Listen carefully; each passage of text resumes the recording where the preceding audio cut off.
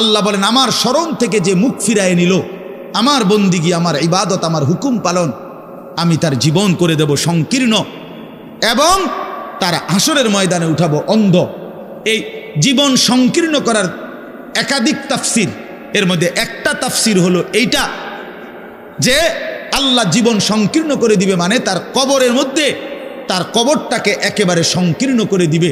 আল্লাহ রসুল বলছে নাফরমানের কবর রাইখা যখন ফেরেশতা চলে যাবে, কবর ডান পাশের মাটি তারে একটা চাপ দিবে বাম দিকে, বাম দিকের মাটি এক ডান দিকে, আল্লাহর কসম ডান পাশের হাড্ডি পাঁজর ভাইঙ্গা ডান দিকে বাম দিকে চলে যাবে, বাম দিকের হাড্ডি পাঁজর ভাইঙ্গা। রাসূলুল্লাহ সাল্লাল্লাহু আলাইহি ওয়াসাল্লাম বলছে বন্ধু দেখেন হাত্তা তাখতালিফা আদলাউহু, এই দুই আঙ্গুল যেভাবে এভাবে একটার ভিতরে ঢুকে গেছে, খোদার কসম ডান পাশের হাড্ডি পাঁজর বাম পাশের হাড্ডি পাঁজর এইভাবে একটার ভিতরে ঢুকে যায়। এইটার অর্থ এটা।